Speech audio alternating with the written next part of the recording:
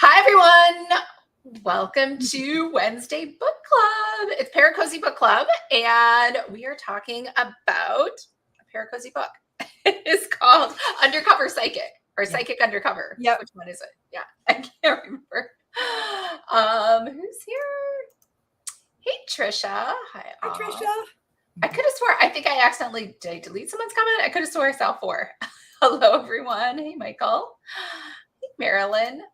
All right, if you're here, make sure to say hello because we have 2 book giveaways for tonight. I don't know, put in the comments too. Like, did you like this book? Did you not like this book? I think I forgot. Did I send out? I think I forgot to send out an email reminder today. Or did I? I sent out like one to No, I don't think you sent it. Yeah. People are probably like, we totally forgot. I can send that out really quick. If you want. I think a lot of people RSVP'd though, so I think they should have gotten a note. But do you want to recap the book or you want me? No, I would totally recap it, you guys. I don't know if you've been following along for how long and reading certain books, but I am a romance author at the heart. And I'm so in love with Grant. I know that there's Grant and there's Quill. And yes, I know that the passion and the excitement of a vampire kissing and sucking you and making you have spontaneous orgasms is so fantastic. But there's just something about Grant. Like I instantly downloaded book 2. At first, and I know that you don't know the behind the scenes conversations with me and Lisa, but I'm typing like, oh my God, she's an FBI agent. That's too stupid to live. And I just found myself, she's like Sookie, but dumber, and she should never carry a gun. But as I got on with the book, I just loved her. And please let me know how you guys think. Like, I want to see your comments. Like, are you feeling the same way? Did you go in and at first we're like, oh my gosh, I read it both as well as listen to Audible. So I kind of bebop and forth, back and forth with that. Of course, I'm kind of I read every word, so I'm really into it, but then Audible kind of blurs by, but I loved it. I just loved it so much. And I don't know I can't wait to hear what you guys say. So type in your comments what you think. Lisa, I'll let you ask a specific question because I was definitely Team Quill. I liked Quill. I felt like Grant just didn't make the move. No, he didn't. No, you're absolutely right. But it could be like a slow burn. A slow burn because again, it's a multiple series. To see him, he has a character arc.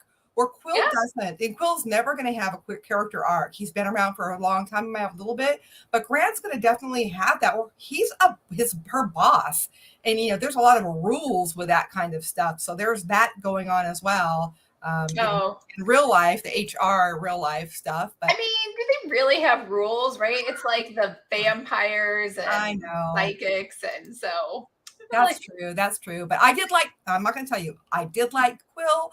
I was very happy with the sex scene because I felt like it went on for a while and that was really lovely. It wasn't a rush through. So I really liked that. But I did like that protectiveness of Grant and him stepping back and letting her grow, even though he was very controlling a bit. But even his arc kind of was like, he kind of stepped back and let things happen. Yeah, I liked him. So I liked it very much. Good. Grant was a bit odd for me. He seemed more, what did you say? Oh, paternal. Yeah, he definitely has that. But maybe that's just a cover up of how he protects her from him. Because remember, we don't know what he is. He doesn't know what he is. So maybe over the series, we're going to learn some dangerous things about him. So maybe. How many books? I think there were 7 books in this series, right? I didn't look and see. I just know I got the second one. Okay. I did get the second one, yeah. So let's see. I also give it 4 stars. I like Grant and okay. Yeah. So Quill's the thing. Yeah, that was fun. Definitely. Go ahead. All right. So which comment did you say? Jason. Grant was a bit odd for me. Yes, agree. Marilyn, I gave it 4 stars, like Grant and Quill. Trisha gave it 4. What is Trisha? An 8. You gave it an 8 if I got 8. 8 out of 5. 8. All right then. I like that. Double. She's like, I want to double my number. Yeah. My question is, was this book a cozy mystery or paranormal women's fiction? So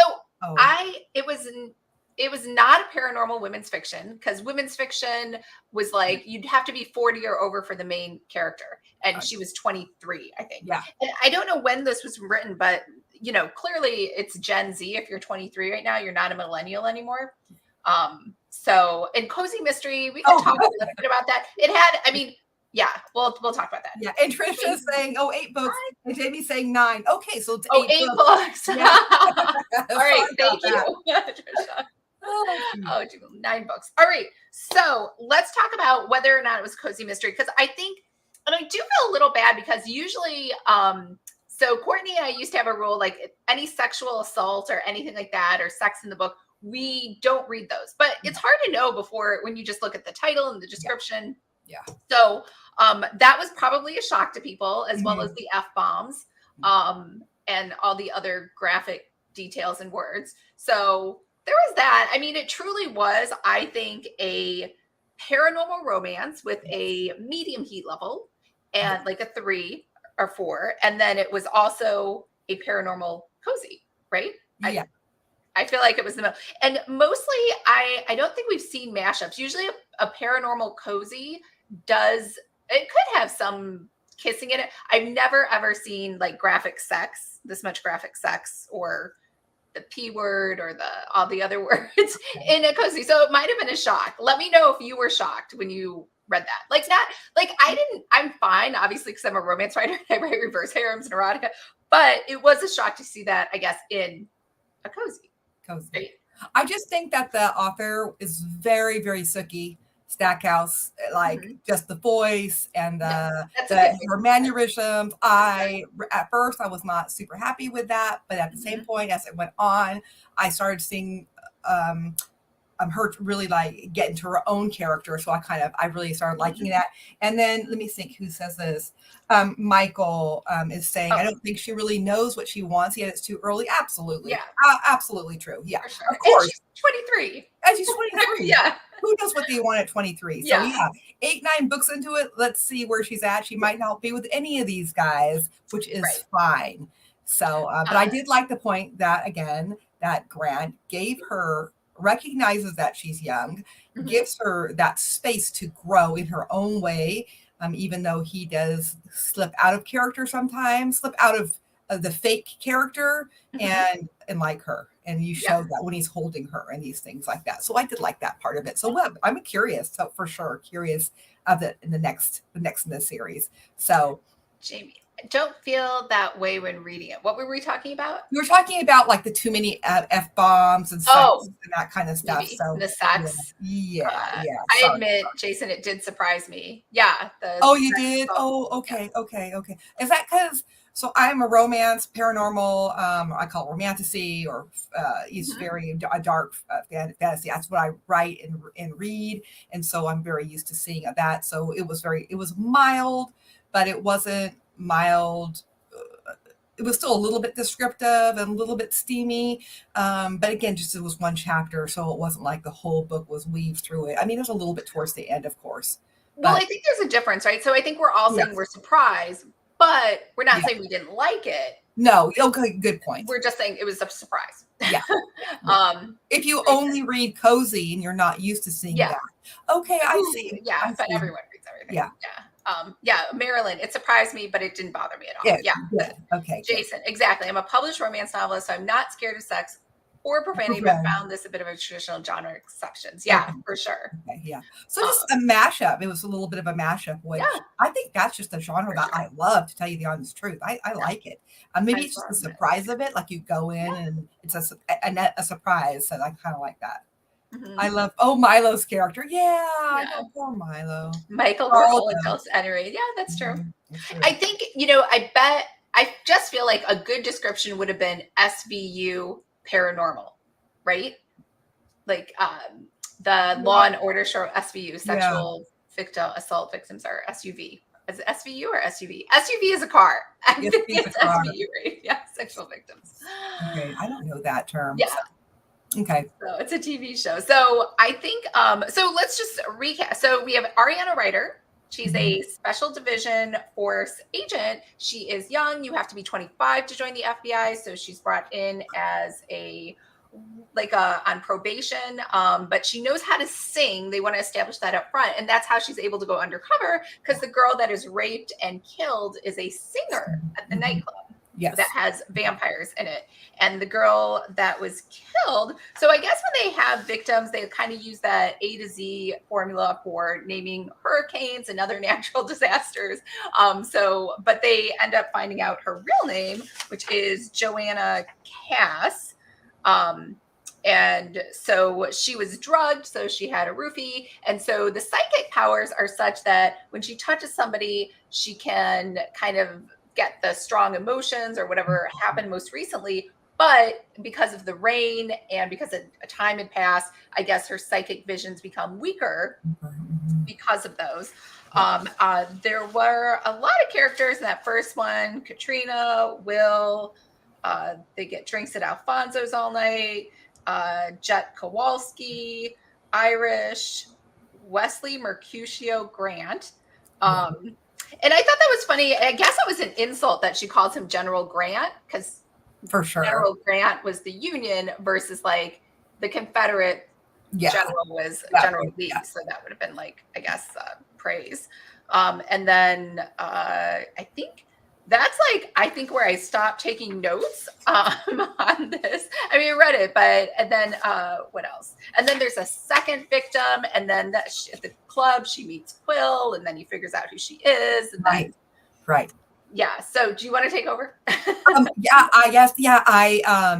That he was the victim, that he went off with her thinking that the demon who transformed herself into, I'm sorry, the you're like, guys are laugh at me like, what is her name again? Because I'm just like listening. The demon? No.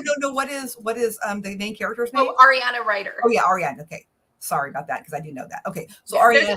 It's just whatever.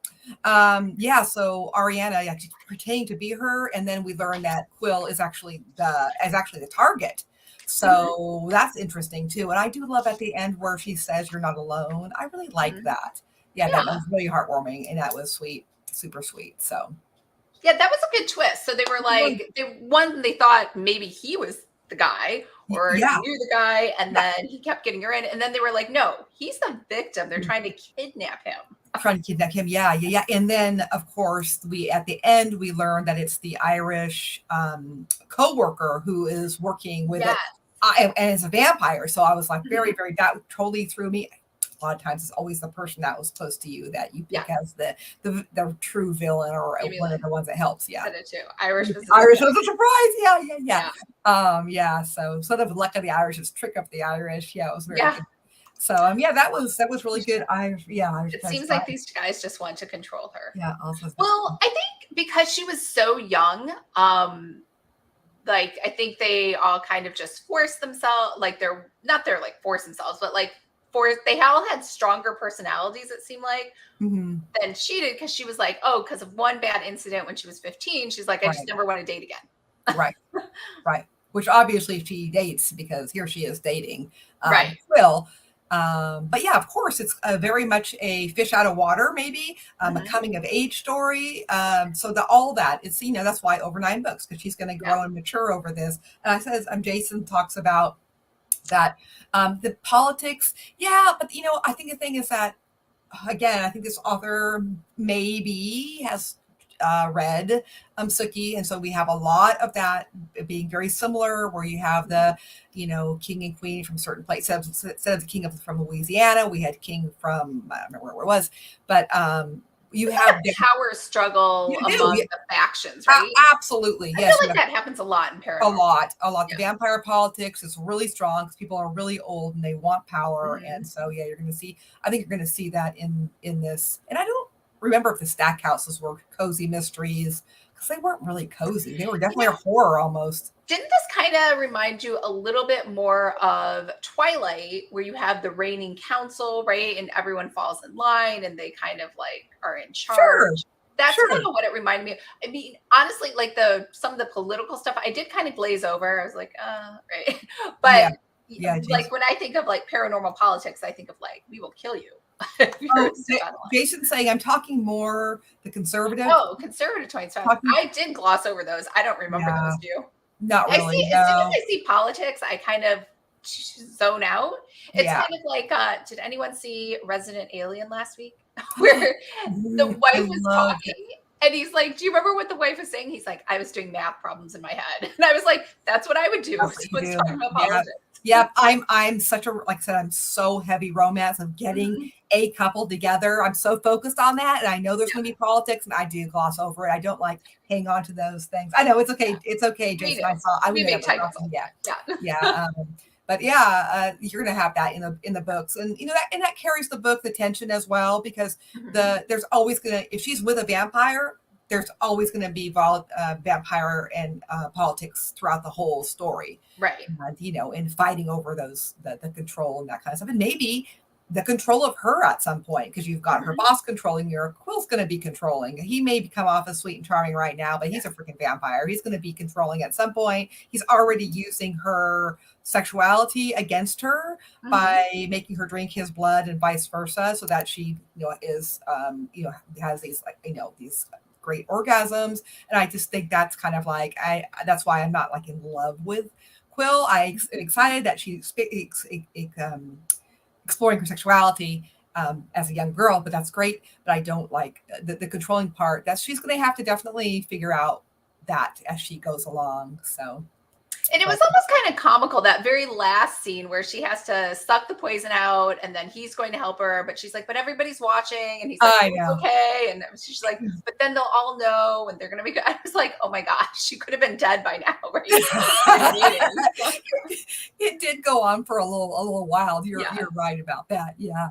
I was like, that could have ended. Yeah. What else do we want to talk about in this book? Do we like, do we like the mystery?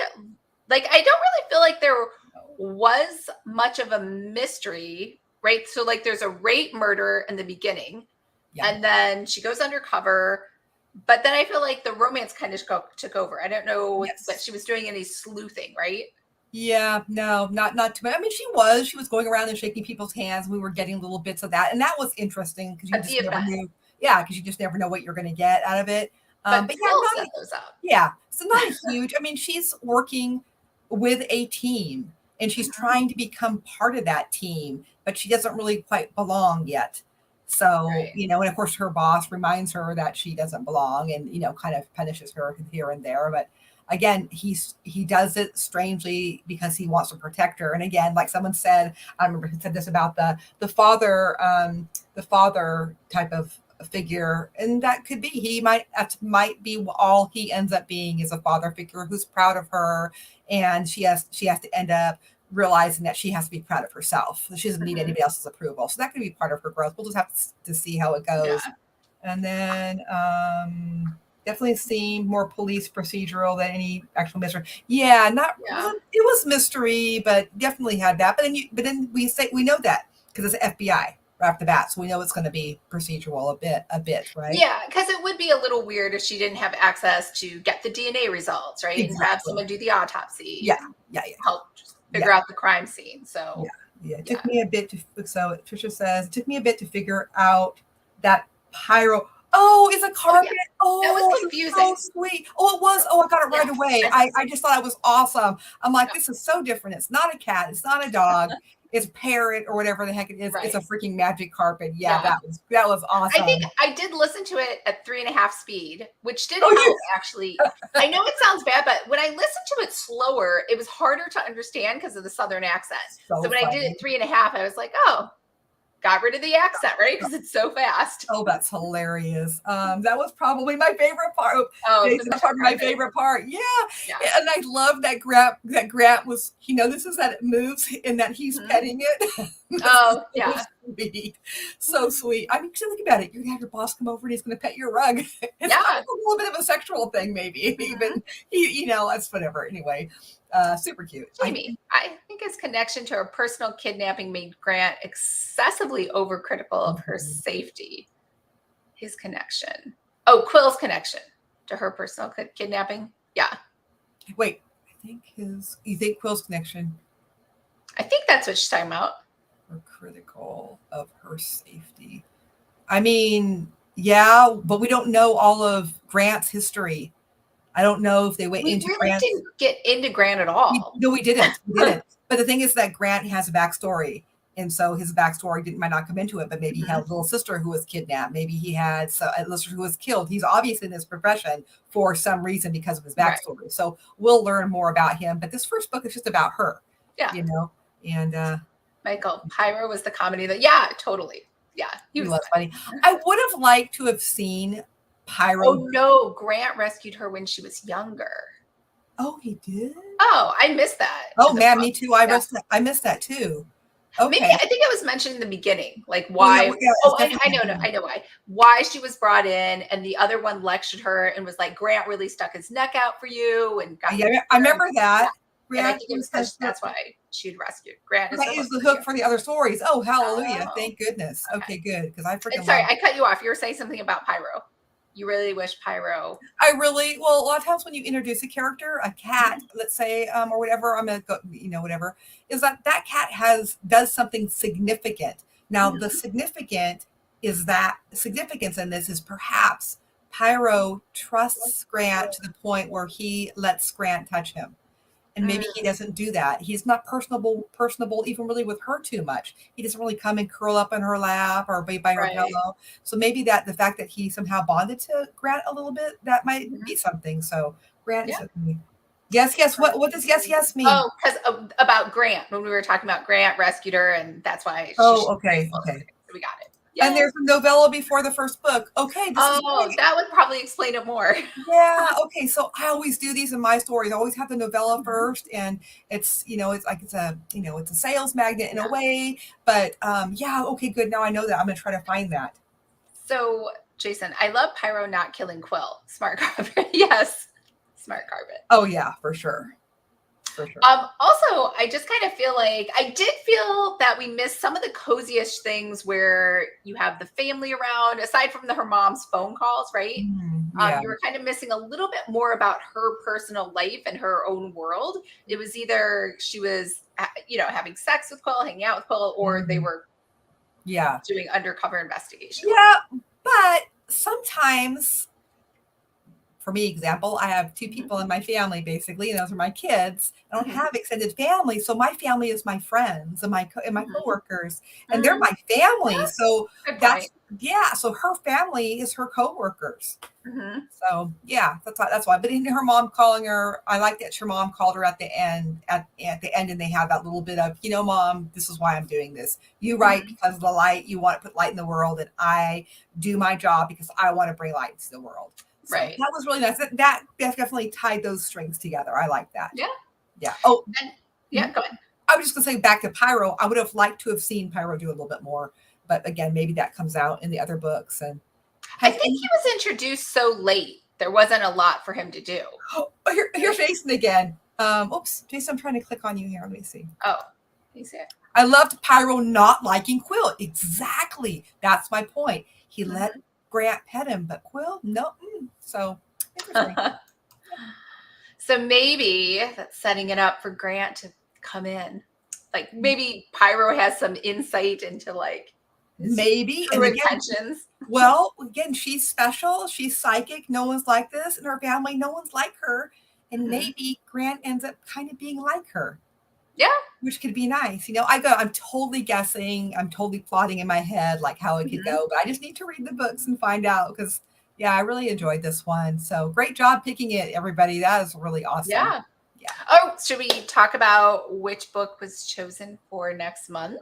Yes. So next month is Witches, and we picked Spells and Shells. That was the one that everybody wants to read.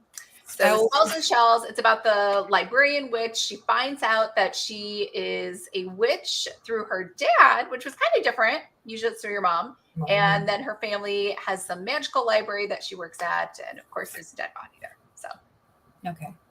Yeah. Yeah. Yay, witches. Yeah. Witches, yeah. All right. So we have 2 book giveaways. So the first one is the second book in the series. And it sounds like everybody liked it. So do you want to give me a number, Cindy, between 1 and 10? Let's go with 3.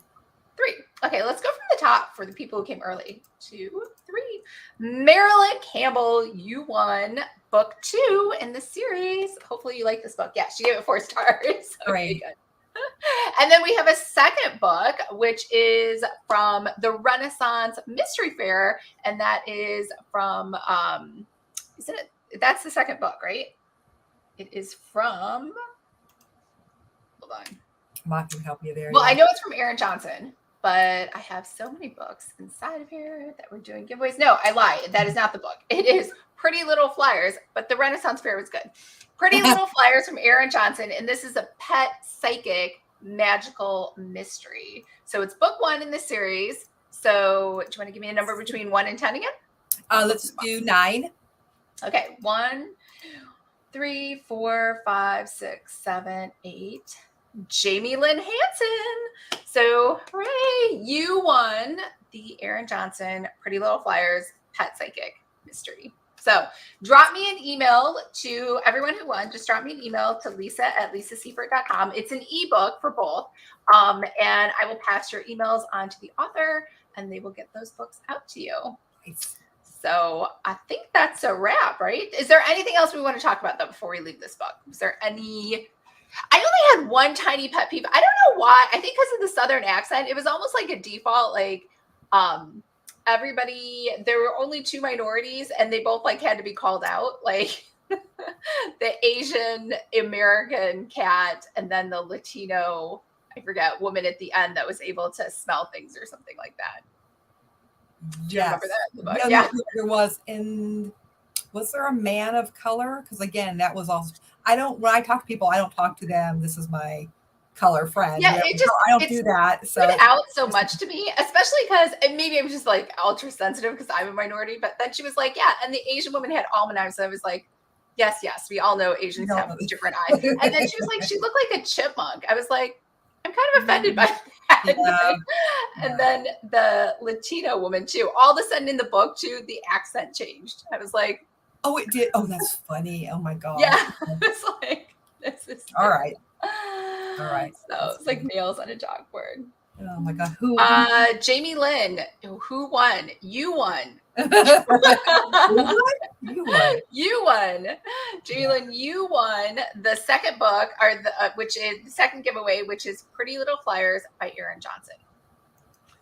In fact, I'm going to write that down because I might forget, right? Last time I was like, who won what? So Jamie Lynn won book 2. And who won book 1? What did I say? That was Marilyn. Marilyn. Yeah. Oh, look at that. We have 2 Lyns. Jamie Lynn, Marilyn. Awesome. Anything else, you guys, that you want to talk about that book? I'm looking forward to next. I'm looking forward to next month. That'll be fun with witches. Yeah.